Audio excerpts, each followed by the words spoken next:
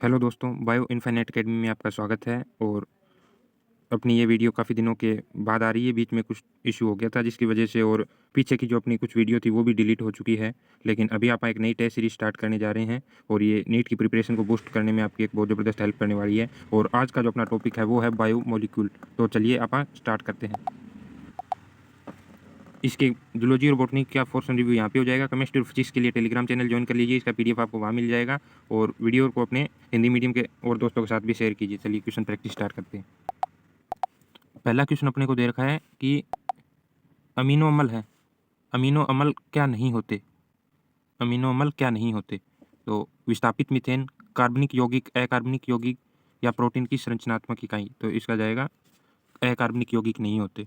अगला क्वेश्चन है 47, जीवद्रव्यस्था कोशिकांग में पाए जाने वाले वृहद जैव अणु बनाते हैं। जीवद्रव्यस्था कोशिकांग में पाए जाने वाले वृहद जैव अणु बनाते हैं अम्लीय अघुलनशील पुल, अम्लीय घुलनशील पुल, या एक और दो दोनों, या क्षारीय घुलनशील पुल। तो इसका बनेगा पहला अम्लीय घुलनशील पुल।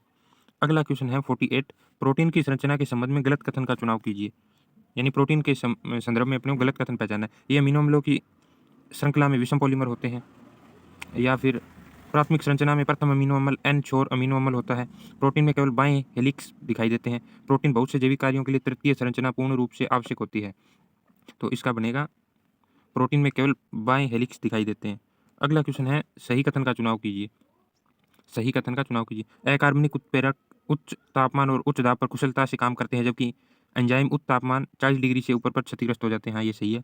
गर्म छिद्रों और सल्फर झरनों में रहने वाले थर्मोफिलिक जीवों में एंजाइम होते हैं जो स्थिर होते हैं तथा उच्च तापमान पर भी उत्प्रेरक शक्ति बनाए रखते हैं। ये भी सही है। और अगला क्वेश्चन है कि राइबोजाइम न्यूक्लिक एसिड होते हैं जो एंजाइम की तरह व्यवहार करते हैं। ये भी सही है, यानी 49 का 4। अगला क्वेश्चन अपने को दे रखा है 50, लिपिड के संदर्भ में सही की पहचान कीजिए। लिपिड के विषय में सही कौन सा है। तो कम आणविक भार वाले यौगिक होते हैं, सही है। आणविक भार 800 डीए से अधिक नहीं होता, ये भी सही है।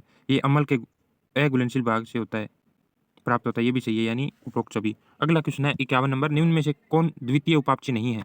निम्न में से कौन द्वितीय उपापचय नहीं है। रबड़, मॉर्फिन, राइसिन, ओक्जो, एसिटिक अम्ल। चौथा, 51 का चौथा। अगला क्वेश्चन 52 नंबर दे रखा है कि एक पररूपी एंजाइम अभिक्रिया का वेग v पर pH का प्रभाव किस आरेख में प्रदर्शित किया जाता है। यानी पररूपी एंजाइम अभिक्रिया में वेग v को pH, v पर वेग पर pH का प्रभाव किस इसमें से डायग्राम पे अपने को मैच होएगा।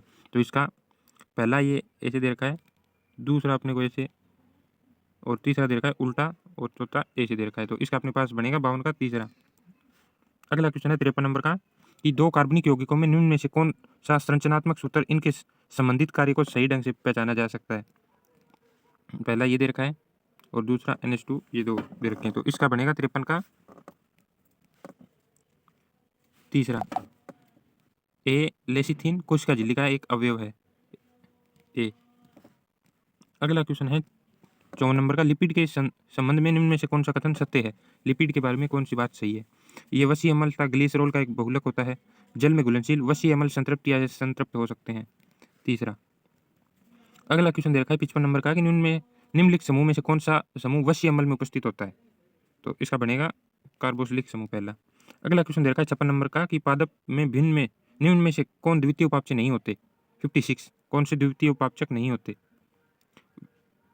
Vinblastine, curcumin, rubber gums, morphine, codeine, amino अम्ल और ग्लूकोज, चौथा। अगला क्वेश्चन अपने को दे रखा है 57 नंबर का, निम्न में से कौन सा कारक एंजाइम गतिविधि को प्रभावित नहीं करते। कौन से कारक या एंजाइम है जो गतिविधि को प्रभावित नहीं करते। तो इसका तापमान करता है, एंजाइम सांद्रता, एंजाइम सांद्रता 57 का, एंजाइम सांद्रता ही नहीं करता, तापमान करता है, पीएच भी करता है, उत्पादक सांद्रता भी करती है, संकीर्णन ऊर्जा भी करती है, और आधार सांद्रता, यानी केवल सी। अगला क्वेश्चन देखा है, नीचे दी गई अभिक्रिया का अध्ययन कीजिए। CO2 plus H2O enzyme H2CO3। किसी एंजाइम की अनुपस्थिति में यह प्रतिक्रिया बहुत धीमी होती है, जिसमें 1 घंटे में H2CO2 में 200 अणु बनते हैं। एक एंजाइम की उपस्थिति में यह अभिक्रिया नाटकीय रूप से तेज हो जाती है और हर सेकंड लगभग 6 लाख अणु बनते हैं। उस एंजाइम का नाम बताएं जिनमें अभिक्रिया की 10 मिलियन गुना तेज कर देगी। कौन सी अभिक्रिया में ये रिएक्शन है वो 10 मिलियन गुना तेज हो जाएगी। तो इसका ribozyme, catalase, carbonic anhydrase, peroxidase, इसका जाएगा दूसरा। अगला क्वेश्चन दे रखा है 59, निम्न में से सह एंजाइम का कौन सा समुच्चय विटामिन नियमिन का न्यूक्लियोटाइड है। विटामिन नियासिन का न्यूक्लियोटाइड है, नियासिन। 59 का बनेगा NAD NADP। पहला। अगला क्वेश्चन दे रखा है 60 नंबर का कि पॉलीन्यूक्लियोसाइड श्रृंखला के मध्य स्थित 3 से 5 फॉस्फोडाइएस्टर लिंकेज किसे जोड़ने का कार्य करते हैं? 3-5 फॉस्फोडाइएस्टर लिंकेज किसको जोड़ने का कार्य करते हैं? तो इसका जाएगा एक न्यूक्लियोटाइड को अन्य न्यूक्लियोटाइड से जोड़ने का कार्य करते हैं। अगला क्वेश्चन दे रखा है 61 सभी एंजाइम प्रोटीन होते हैं। सभी एंजाइम प्रोटीन होते हैं, तो इसका अपवाद अपने को बताना है, इसमें से अपवाद कौन सा है? Trypsin, pepsin, steapsin, ribonuclease, ribonuclease P, ribonuclease P. 61 का बनेगा चौथा। अगला क्वेश्चन अपने को दे रखा है 62 नंबर। एंजाइम गतिविधि पर आधारीय सांद्रता के प्रभाव को दर्शाने वाला ग्राफ नीचे दिया गया है। एक प्रतिस्पर्धी अवरोधक की उपस्थिति में जब आधार सांद्रता उत्तरोत्तर बढ़ जाती है, ये डायग्राम दे रखा है। इसमें से अपने को देख के बताना है, उत्तरोत्तर बढ़ जाती है आधार सांद्रता प्रतिस्पर्धी अवरोधक की उपस्थिति में। इसका जाएगा मूल्य बढ़ता है परंतु अभिक्रिया की अंत में Vmax प्राप्त करेगी, Vmax प्राप्त कर लेगी। अगला क्वेश्चन अपने को दे रखा है 63 नंबर का सही जोड़े को चुनिए। इनमें से सही जोड़ा अपने को चुना है अपचय विघटन, अपचय जैव उपचय जैव संश्लेषण विघटन प्लस जैव संश्लेषण उपापचय या उपरोक्त सभी। सारे जोड़े सही है, चौथा जाएगा उपरोक्त सभी। अगला क्वेश्चन दे रखा है 64 का कि निम्न में से सत्य कथन की पहचान कीजिए। एसिटिक अम्ल को कोलेस्ट्रॉल परिवर्तित होने का उपापचय विक्रिया है, गलत है। ग्लूकोज को लैक्टिक अम्ल में परिवर्तित होना एक अपचयी प्रक्रिया है, ये भी गलत है। और एसिटिक अम्ल को कोलेस्ट्रॉल में परिवर्तित होने का जैव संश्लेषी प्रक्रम, ये भी गलत है। इसका सही है अच्छा सत्य, सॉरी सत्य बताना है, ये सारी सत्य है। इसका जाएगा चौथा। अगला क्वेश्चन है 65 नंबर। अगला क्वेश्चन दे रखा है उनमें से गलत कथन अब की बार गलत करना है, पहले गलत वाला आ गया था। 65 का बनेगा काइटिन ग्लूकोसिन का बहुलक है, ग्लाइकोजन ग्लूकोज का बहुलक है, सेलुलोम विषम पॉलीसेकेराइड है, इंसुलिन सम पॉलीसेकेराइड है। तो 65 का जाएगा सेलुलोज विषम पॉलीसेकेराइड है, 65 का 3। अगला क्वेश्चन दे रखा है आयोडीन परीक्षण किसकी उपस्थिति में पुष्टि करता है? तो इसका बनेगा स्टार्च को, सेलुलोज को, एक और दो दोनों या काइटिन की। तो 66 का जाएगा पहला। अगला क्वेश्चन अपने को दे रखा है सजीव अवस्था होती है साम्य स्थिर अवस्था, साम्य अस्थिर अवस्था, असाम्य स्थिर अवस्था या असाम्य अस्थिर अवस्था। तो इसका बनेगा असाम्य स्थिर अवस्था। अगला क्वेश्चन है इलेक्ट्रॉन स्थानांतरण एंजाइम एंजाइम की किस रक्षा से संबंधित होते हैं? 68। इसका जाएगा ऑक्सीडोरिडेज, ऑक्सीडोरिडेज 68 का दूसरा।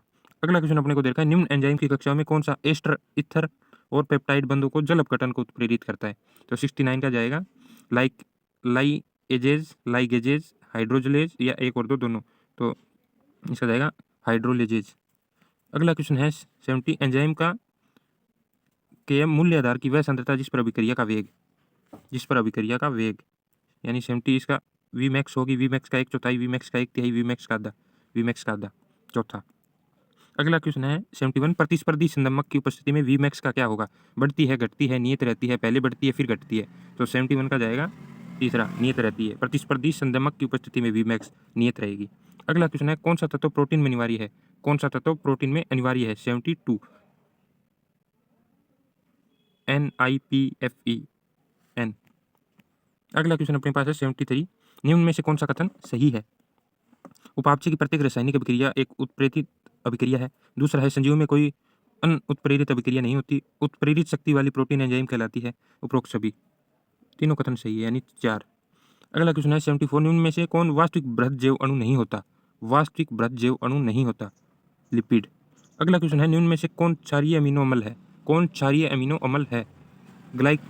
ग्लाइसिन था, एनानिन, लाइसिन, आर्जिनिन, ग्लूटामिक अम्ल, एस्प्रिटिक अम्ल, हिस्टोडीन और प्रोलिन। तो 75 का जाएगा दूसरा, लाइसिन और आर्जिनिन।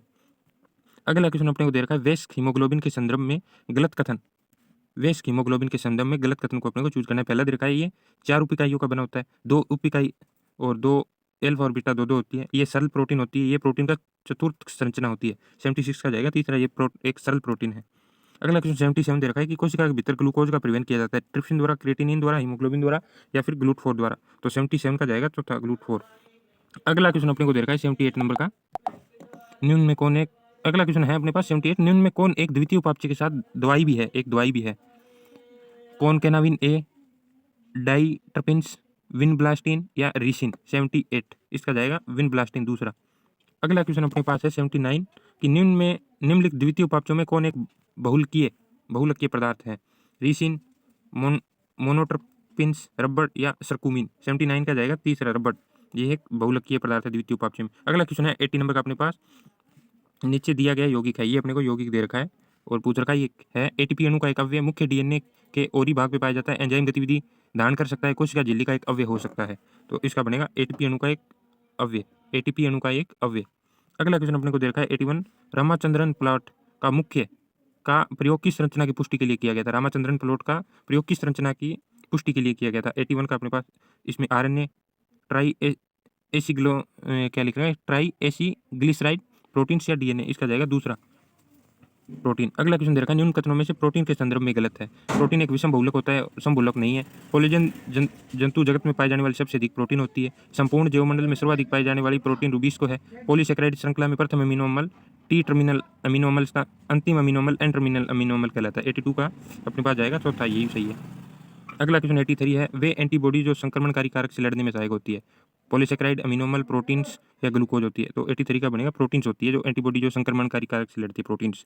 अगला क्वेश्चन 84 है जब एंजाइम में सहकारक को पृथक किया जाता है तब उत्प्रेरक गतिविधि है, इसका अपने पास बनेगा। अगला क्वेश्चन है कि जब एंजाइम से सहकारक को पृथक किया जाता है तब उत्प्रेरित गतिविधि नष्ट हो जाती है, बंद हो जाती है, कम हो जाती है या अप्रभावित हो जाती है। तो इसका बनेगा नष्ट हो जाती है। तब एंजाइम को सहकारक को पृथक किया जाता है तब उत्प्रेरित गतिविधि जो होती है ना वो नष्ट हो जाती है। अगला क्वेश्चन दे रखा है कि राख में पाया जाता है, राख में पाया जाता है कार्बनिक अव्यय, अकार्बनिक अव्यय या दोनों या इनमें से कोई नहीं। तो इसका बनेगा दूसरा अकार्बनिक अव्यय। अगला क्वेश्चन है 86 कि निम्न में से कौन सा तत्व मानव शरीर की ओष संरचना के संदर्भ में पृथ्वी की पपड़ी में उच्च अनुपात में उपस्थित है। पृथ्वी की पपड़ी में मानव शरीर के ओष संरचना के संदर्भ में कार्बन, सल्फर, नाइट्रोजन या मैग्नीशियम। तो इसका जाएगा मैग्नीशियम चौथा। अगला क्वेश्चन दे रखा है 87 लिपिड के संदर्भ में गलत कथन है।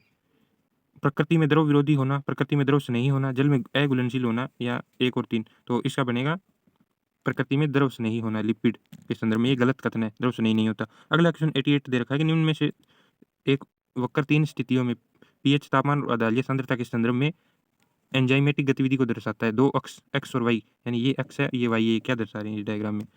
एक्स तापमान या वाई एंजाइम अभिक्रिया या एक्स आधारित सांद्रता, वाई एंजाइम अभिक्रिया या एक्स दर्शाता है एंजाइम अभिक्रिया या वाई दर्शाता है तापमान या एंजाइम या पीएच। तो इसका 88 का अपने पास बनेगा एक्स है ये तो दर्शा रहा है तापमान को और वाई है ये दर्शा रहा है एंजाइम क्रिया को और ये बनता है इसका वक्र। अगला क्वेश्चन अपने पास दे रखा है कि एलियन में उपस्थित अमीनो समूह की संख्या होती है। सॉरी एनिलीन में उपस्थित है 1 3 2 4। 89 का अपने पास बनेगा 1। Alanine alanine 1 1। लास्ट क्वेश्चन अपनी सीरीज का है अमीनो अम्ल का कौन सा समूह अमीनो अम्लों के रासायनिक और भौतिक गुणों पर अनिवार्य रूप से योगदान देता है। अमीनो समूह अम्लों के समूह पर रासायनिक और भौतिक गुणों पर अनिवार्य रूप से योगदान देता है अमीनो अम्लों का कौन सा समूह। अमीनो समूह, कार्बोक्सिलिक समूह, एल्किल समूह यानी आर समूह या उपरोक्त सभी। तो इसमें जाएगा चौथा, ये सभी योगदान देते हैं। तो ये अपने ने बायोमोलिक्यूल के 45 क्वेश्चन की सीरीज कर ली है और ये ऑल इंडिया टेस्ट सीरीज का ही एक पार्ट है। और आप वीडियो को अच्छी लगे तो लाइक करें और चैनल को सब्सक्राइब भी करें। अगली वीडियो अपनी आ जाएगी कल, तो तब तक के लिए धन्यवाद।